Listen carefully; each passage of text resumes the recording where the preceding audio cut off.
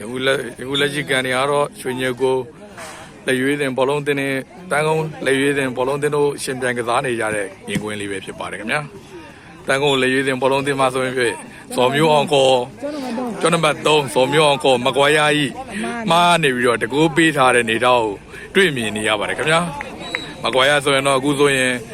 စော်လိုက်အားပြီးတဲ့စော်နာပဲသွားနေပြီးတနာယူနေတဲ့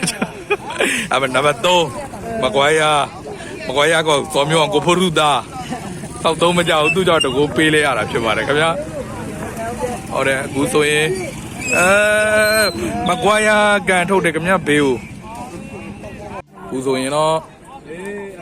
ရွှေညီကို FC တင်းနဲ့တန်ကုန်း FC တို့ရဲ့ပွဲစဉ်ကတော့တကူနဲ့တရေကျနေတဲ့အနေထားကိုတွေ့မြင်ရပါတယ်ခင်ဗျာအခုဆိုရင်မကွာရခဏနိုင်မှဝင်လာတဲ့ဖင်နေကုန်းနေတယ်ဗျာ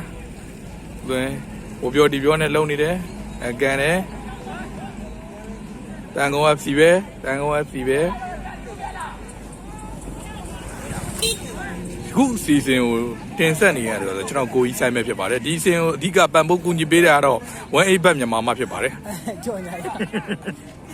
ကောင်ကိုခါ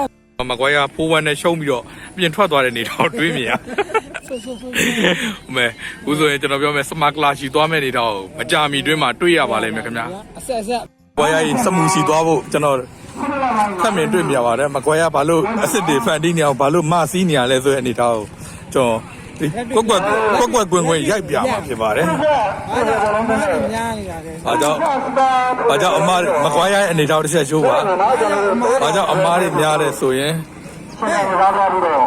ဘာကြောင့်အမားတွေများလဲဆိုရင်ဘာကြောင့်အမားတွေများနေလဲဆိုရင်ဘာကြောင့်အမားတွေများဆိုရင်ဒီနေသားတွေကြောင့်အမားတွေများနေတဲ့နေသားကို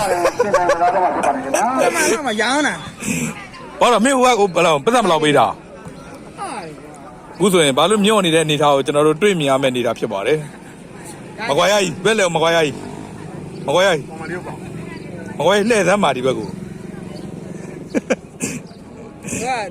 မကွာရကုန်နေတာမင်း subscribe ပါရှားနေတို့ပြီး YouTube မှာ